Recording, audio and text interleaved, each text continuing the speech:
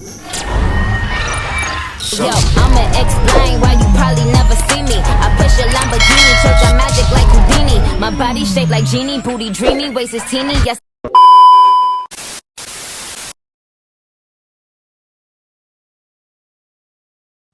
Assalamualaikum warahmatullahi wabarakatuh. Perkenalkan, nama saya Indah Damayanti. Saya mahasiswa di Universitas Sumatera Utara, Fakultas Ekonomi dan Bisnis. Dari beberapa jurusan yang ada di Ekonomi dan Bisnis, saya mengambil jurusan akuntansi. Hari ini saya ingin mempresentasikan mata pelajaran akuntansi keuangan lanjutan 1 yang berjudul Akuntansi Penjualan Konsinyasi. Apa itu penjualan konsinyasi? Konsinyasi adalah penjualan dengan cara pemilik barang menitipkan barangnya kepada pihak lain untuk dijualkan dengan harga dan syarat yang telah diatur dalam perjanjian. Pihak-pihak yang terlibat dalam konsinyasi adalah yang pertama, pengamanat atau pengirim barang adalah pihak yang menitipkan barang atau pemilik barang. Mengirim barang tetap mencatat barang yang dititipkannya sebagai persediaan selama barang yang dititipkan belum terjual atau menunggu laporan dari komisioner. Yang kedua, komisioner atau penerima barang adalah pihak yang menerima titipan barang, baik pengamanat atau pengirim barang maupun komisioner penerima barang. Mendapat keuntungan dengan adanya konsinyasi ini, bagi pengamanan atau pengirim barang melalui konsinyasi secara tidak langsung dapat dijadikan sebagai sarana promosi produknya dan menaikkan omset penjualan serta memperluas daerah pemasaran. Bagi komisioner atau penerima barang akan mendapat komisi bila berhasil menjualkan barang konsinyasi. Selain itu, komisioner atau penerima barang tidak perlu menambah modal kerja untuk membeli persediaan barang dagangan dan tidak menanggung resiko kerugian bila barang yang dititipkan tidak laku karena dapat dikembalikan. Dengan kata lain, pengiriman barang akan tetap menjadi pemilik barang sampai barang tersebut laku terjual. Dengan sistem ini, maka terdapat perbedaan antara pencatatan akuntansi perusahaan konsinyasi dengan perusahaan pada umumnya.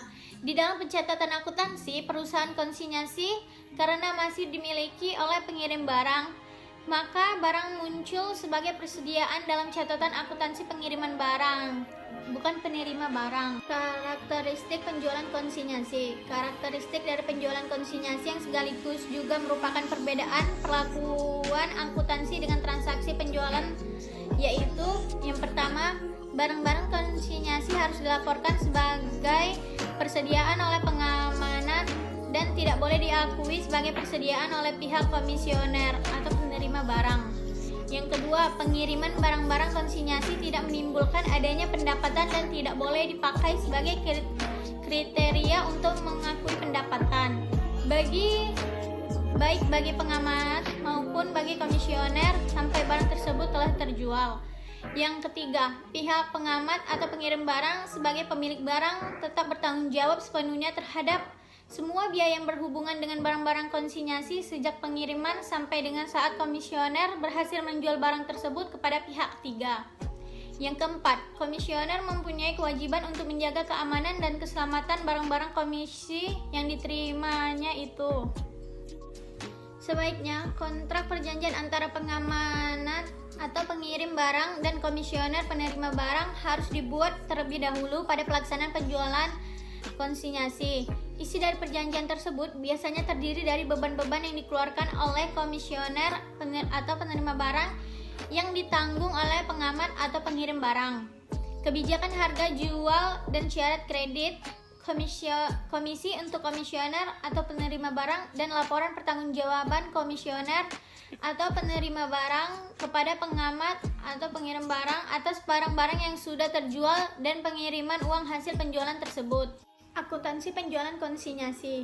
Metode pencatatan akuntansi yang dapat digunakan oleh pengamat atau pengirim barang maupun komisioner penerima barang ada dua, yaitu yang pertama metode terpisah.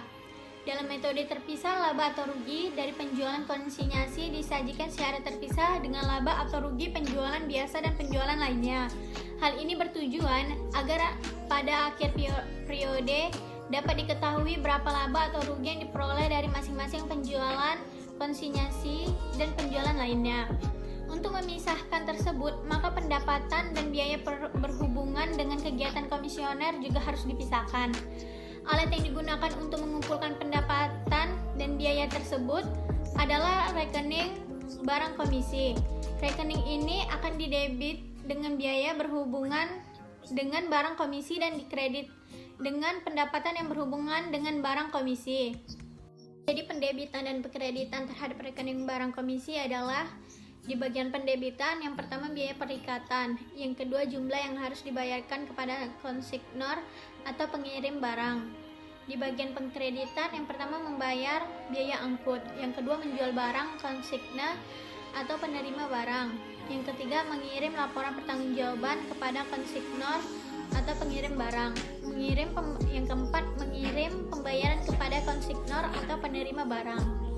Akuntansi oleh pengamanat atau pengirim barang. Setiap transaksi yang berhubungan dengan penjualan konsinyasi baik pendapatan maupun biaya dicatat dalam rekening barang konsinyasi atau disebut juga consignment out.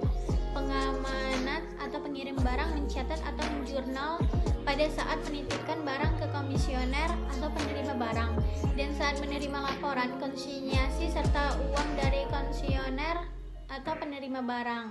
Transaksi yang berhubungan dengan pengiriman barang, konsinyasi dan biaya-biaya penjualan konsinyasi akan didebit, sedangkan transaksi yang berhubungan dengan hasil penjualan, barang konsinyasi dan pendapatan konsinyasi akan dikredit.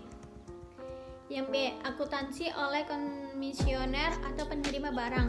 Bagi konsigna, setiap transaksi pendapatan yang berhubungan dengan penjualan konsinyasi dimasukkan ke dalam rekening barang komisi atau consignment in.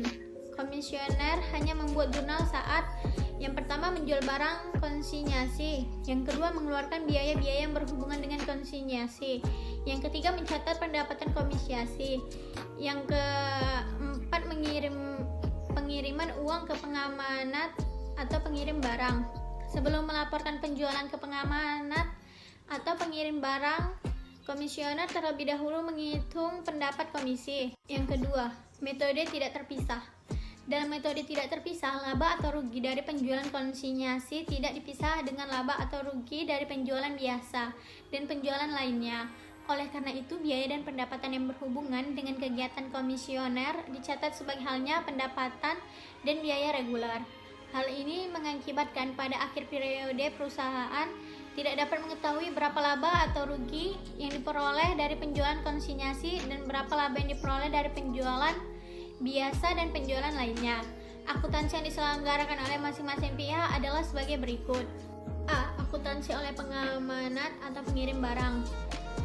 Karena pencatatan tidak dipisahkan dengan penjualan biasanya atau penjualan lainnya, maka tidak ada perbedaan dalam membuat jurnalnya. Dengan demikian, pendapatan dan biaya dari penjualan konsinyasi dicatat seperti halnya pendapatan dan biaya yang diperoleh dari penjualan biasanya atau penjualan lainnya. Pengamanat membuat jurnal saat pengiriman barang akuntansi oleh komisioner atau penerima barang. Seperti halnya pencatatan yang dilakukan oleh pengamanat pada buku komisioner bila penjualan barang komisi tidak dipisahkan dengan penjualan biasa dan penjualan lainnya. Jurnal yang dibuat juga sama caranya sehingga tidak ada keistimewaan. Pendapatan dan biaya yang berhubungan dengan kegiatan komisioner dicatat seperti halnya pendapatan dan biaya yang berhubungan dengan penjualan biasa atau penjualan lainnya. Komisioner membuat jurnal pada saat yang pertama mengeluarkan biaya yang berhubungan dengan kegiatan komisioner, yang kedua penjualan barang komisi, yang ketiga mengirim laporan konsinyasi ke pengamanat serta mengirimkan uang kepada pengamanat. Bagaimana kalau barang yang dititipkan masih tersisa? Pada akhir periode tertentu, setiap kali masih terdapat barang konsinyasi yang tersisa. Bila hal ini terjadi, maka hal-hal yang perlu diperhatikan adalah sebagai berikut. Yang pertama, barang yang terjual saja yang dilaporkan oleh komisioner ke pihak pengamanat. Selama barang konsinyasi tetap berada di pihak komisioner, maka tidak ada pencatatan yang perlu dibuat, baik oleh pengamanat maupun komisioner. Bila barang konsinyasi ditarik, maka pengamanat akan menambah nilai persediaannya sebesar harga pokok barang konsinyasi yang ditarik tersebut. Dan di lain pihak, komisioner akan membuat memo atas barang yang ditarik tersebut. Yang kedua, ongkos angkut dibebankan secara profesional ke barang konsinyasi. Yang ketiga, pengamanat harus mencatat berapa harga pokok yang melekat pada barang konsinyasi yang belum terjual. Bagi pengamanat, laba rugi penjualan konsinyasi dapat dihitung dengan menggabungkan data hasil penjualan, HPP, dan biaya penjualan yang bersangkutan dengan data yang sama untuk transaksi penjualan reguler.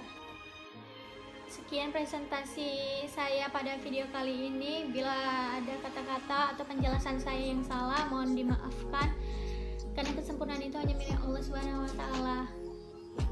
Terima kasih. Wassalamualaikum warahmatullahi wabarakatuh.